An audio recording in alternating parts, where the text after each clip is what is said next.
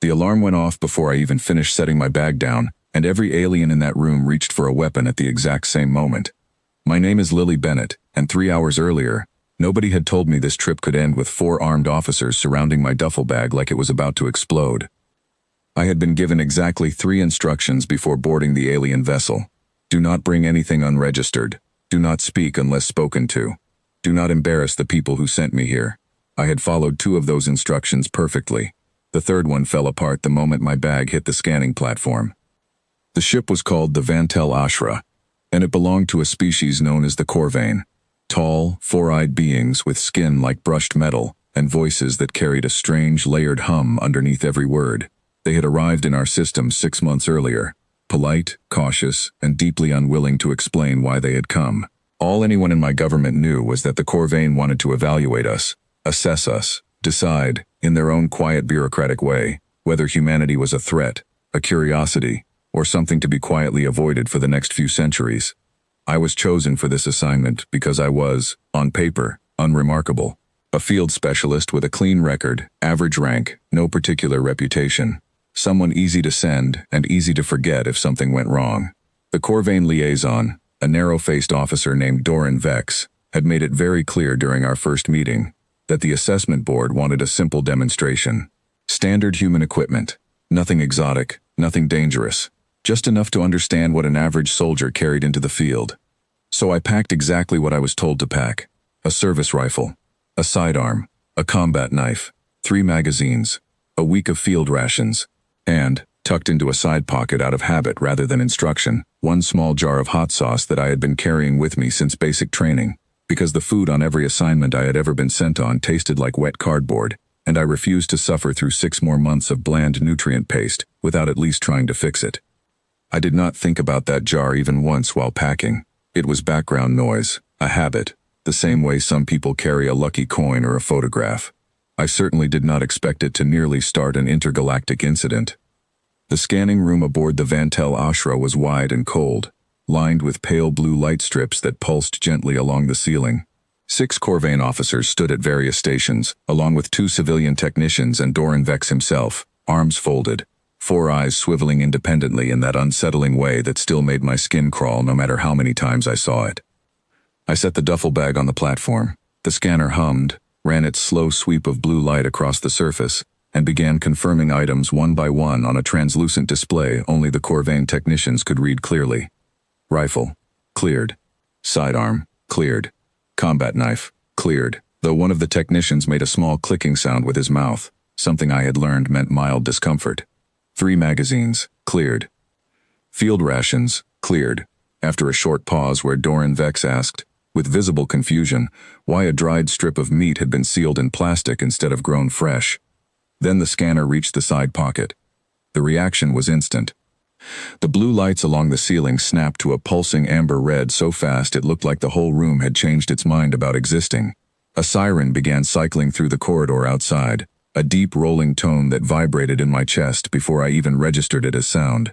Every single Corvain officer in that room went rigid, and weapons I had not even noticed folded out from wrist mounts and forearm sheaths in the space of half a second. Doran Vex's voice cut through the noise, sharp and clipped in a way I had never heard from him before. Do not move. I froze with my hands halfway toward the bag, heart slamming against my ribs, trying to think of anything at all, that could explain this reaction. My mind ran through every item on that platform. Nothing on the list should have triggered anything. I had followed the instructions exactly. Specialist Bennett, identify the device, Doran Vex said, his 4 eyes locked on the side pocket of my bag like it had grown teeth. Device? I repeated, genuinely confused. There is no device. Our scanners have detected a compound registering in a containment class we reserve for chemical agents, he said. Identify it immediately. I looked down at the bag, and understanding arrived slowly, in pieces, the way bad news often does. I reached toward the side pocket, moving deliberately slow, hands open and visible the entire time. It's fine, I said. I know what that is. Specialist. I pulled it out. A small glass jar, 6 ounces, with a plain paper label that read simply, Ghost Pepper and Lime, Homemade Batch, Do Not Refrigerate. The room did not relax. If anything, 3 more officers came sprinting in from a side corridor, weapons raised, and one of them was already speaking rapid, layered Corvain words into a wrist device that I was fairly certain translated to something like possible chemical agent. Initiate containment. It's hot sauce, I said, holding the jar up so everyone could see it clearly. Doran Vex's eyes all swiveled toward me at once. A full stop. 4 separate points of focus landing on my face, with an intensity that made me want to take a step back. Your species calls this hot sauce, he said slowly. Yes. And you carry it voluntarily. Yes. Explain, he said, in complete detail. Explain why a member of your species would willingly transport a substance our scanners classify alongside chemical warfare agents onto a diplomatic vessel, in a personal bag, without registration. An older woman pushed through the crowd of officers, sharper uniform, more decoration on her collar, the kind of presence that told me immediately she outranked everyone else in the room. She studied the jar without touching it, the way you might study something that could still go off if handled wrong. I am Assessment Director Yalen Thess, she said. Explain this substance completely, Specialist Bennett. Leave nothing out. So I explained. I told her about capsaicin, the compound inside peppers that our nervous systems interpret as heat, even though it causes no actual tissue damage. I told her about the Scoville scale, a measurement humans invented specifically to rank how intense that sensation could get. I told her that humans across nearly every culture on our planet had independently discovered the practice of eating things that technically registered as painful, purely because we enjoyed the sensation. I told her that this particular jar was mild by human standards, homemade, something my grandmother used to make every summer with peppers from her garden. I told her that sauces existed back home, sold openly in ordinary grocery stores, that measured 100 times hotter than what she was holding, no license required, sitting on shelves next to ordinary condiments where children could reach them. The room went very quiet. 100 times hotter, Director Thess repeated slowly. Give or take, I said. And these are sold to civilians, without restriction, without medical oversight. Yes. She looked at the jar again, then at me, then at the 6 officers still standing with weapons drawn around a jar of homemade hot sauce. Stand down, she said finally, and the siren cut off mid-cycle, leaving my ears ringing in the sudden silence that followed. All units, stand down. The tension in the room did not disappear completely, but it changed shape, shifting from alarm into something closer to careful fascination. Doran Vex lowered his weapon last, staring at the jar in my hand like he was trying to recalculate something he thought he already understood. Specialist, Director Thess said. The assessment board will need to postpone the infantry demonstration originally scheduled for this hour. My stomach dropped immediately. There it was, the embarrassment I had been warned about from the very beginning, and somehow it had arrived wearing the shape of a condiment. I understand if this reflects poorly on my government, I said carefully. I take full responsibility. It does not reflect poorly, Director Thess said, cutting me off before I could continue. It reflects something else entirely. She turned the jar slowly in her hand, studying the label she could not read, printed by a species that puts warning symbols on ordinary coffee cups and hazard labels on cleaning products, yet apparently sold chemical-grade irritants in the snack aisle for entertainment.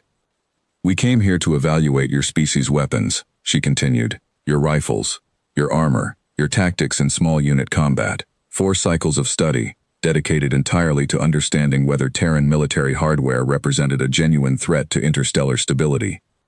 I did not know what to say, so I said nothing. I do not believe, she said slowly, that we were asking the correct question. Doran Vex stepped forward, his voice quieter now, almost hesitant.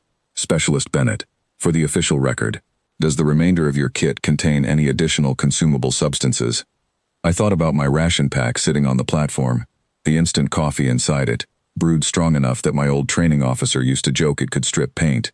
The energy gel tucked into a side pouch, mostly caffeine and stubbornness in a foil packet. The small tin of mint candy that I had once watched a squad mate nearly cry over after eating 3 pieces on a dare, insisting his mouth was on fire the entire time. Define consumable, I said.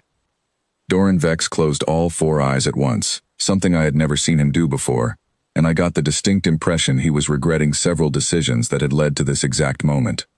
Nobody touched my bag again for the rest of that day without protective gloves. The infantry demonstration was formally postponed, replaced 2 days later by a new evaluation entirely, one the assessment board had retitled, with careful deliberate wording in their internal records, as a xenobiological review of Terran recreational substances. I found out through Doran Vex, in a quiet conversation the following morning, that the board had requisitioned 3 additional jars of similar sauces from the supply depot back home for laboratory analysis.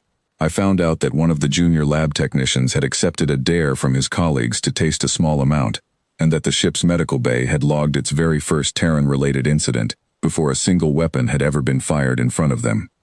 I was called back to the assessment chamber later that afternoon, expecting further questions about the sauce, or perhaps a formal complaint about improper transport of unregistered substances. Instead, I found the room rearranged entirely. The scanning platform had been moved aside. In its place sat a long table, and seated around it were not just Doran Vex and Director Thess, but nearly a dozen additional Corvain officials I had never seen before, each wearing insignia I did not recognize. "Specialist Bennett," Director Thess said as I entered. "Please sit." I sat, carefully, aware of every eye in the room tracking my movements. "We have reviewed the incident from this morning extensively," she began. "Our analysis of the substance you carried confirms your account. The compound causes no lasting harm. It produces only a temporary sensory response, one your species apparently seeks out deliberately, repeatedly, and without medical necessity." "That's correct," I said. "This raises questions," she continued, "that extend well beyond the substance itself. Our species does not voluntarily expose ourselves to discomfort for entertainment. We do not manufacture products specifically designed to challenge our own tolerance for pain, then sell them openly to our own citizens as a form of amusement. This behavior does not exist within Corvain culture, nor within any species catalogued in our current records." I did not know how to respond to that, so I waited. Doran Vex leaned forward slightly. "Specialist," he said, "is this behavior common among your people, or is it unusual, even by human standards?" I actually laughed a little before I could stop myself, which earned a few confused glances from officials who clearly did not understand the reaction. "It's extremely common," I said. "There are entire restaurants built around it, entire competitions. People travel long distances specifically to eat the hottest sauce available, filming themselves doing it, sometimes crying, sometimes unable to speak for several minutes afterward, and then doing it again the following week because they enjoyed it." The room fell into a heavy silence. "They enjoyed it," one of the unfamiliar officials repeated slowly, as if testing whether the translation had failed somewhere along the way. "Yes," I said. "Despite documented physical distress," another official added. "Yes," I said again. "It's not really about the pain itself. It's about pushing past it, testing where your limit is. Some people do it because they like proving they can handle something difficult. Some people just genuinely enjoy the taste. Once you get past the initial reaction, it becomes almost like a personal challenge, a small one, but a real one, something you choose to face voluntarily." Director Thess exchanged a long look with the officials seated around the table, a silent conversation happening entirely through posture and expression, the kind of thing 4-eyed beings apparently communicated fluently without needing words at all. "This changes the framework of our entire assessment," she said finally. I sat forward slightly. "How so?" "Our original evaluation focused entirely on weapons," she explained. "Rifles, armor, tactics, the tools your species builds to defend itself. We assumed these tools represented the clearest measure of your capacity for conflict, and therefore your potential threat level to the wider region. But weapons only tell us what a species can do when forced into difficulty," Doran Vex continued. "They do not tell us how a species behaves when no one is forcing them into anything at all. Your bag today revealed something more informative than any rifle could have shown us." "What's that?" I asked. "That your species voluntarily seeks out discomfort," Director Thess said, "when given the freedom to avoid it entirely. That you build entire cultural practices around choosing difficulty rather than avoiding it, purely for the experience of overcoming something. This tells us far more about your resilience, your temperament, and your capacity to endure hardship than any weapon demonstration ever could." I sat with that for a long moment, turning it over slowly. "So the sauce nearly getting me detained," I said carefully, "actually helped the assessment." Doran Vex made a sound I had learned, over the past few months, to recognize as something close to a laugh, low and layered beneath his normal voice. "It caused considerable alarm among my staff," he admitted. "Several officers believed, for a brief period, that you had smuggled a chemical weapon onto this vessel disguised as a condiment. I'm sorry about that," I said honestly. "Do not apologize," Director Thess said. "It was, in its own unusual way, the single most informative 20 minutes of our entire assessment period. The formal infantry demonstration never actually took place. 2 weeks later, the assessment board issued its preliminary findings to my government. findings that focused almost entirely on what they called Terran voluntary hardship behavior, a phrase that appeared throughout their documentation, with what I can only describe as genuine scientific enthusiasm. Before I left the ship for the final time, Doran Vex met me at the departure bay, holding something small in his hand. "A gift," he said, extending it toward me. I opened it carefully. Inside was a small sealed container, clearly manufactured aboard the Vantel Ashra, filled with something that looked faintly similar to a paste. "Our engineers created this after studying your sauce," he explained. "It replicates a similar sensory effect using compounds native to our homeworld. We do not yet understand why anyone would seek this experience voluntarily, but 3 of our junior officers have already requested additional samples for what they described as personal curiosity." I smiled, genuinely surprised. "Looks like it's spreading already." Doran Vex tilted his head slightly, a gesture I had learned meant mild amusement. "Perhaps, Specialist Bennett, your species has exported something far more interesting than any weapon we came here to evaluate." I carried that small container home with me, tucked carefully into the same side pocket where the original jar had once caused an entire ship to fall into emergency lockdown. And somewhere in the official records of the Corvain Assessment Board, buried among detailed reports on rifles, armor, and tactical formations, sat a single, oddly enthusiastic entry describing humanity not by our weapons, but by our willingness to choose discomfort on purpose, laugh about it afterward, and reach for the jar again the very next day.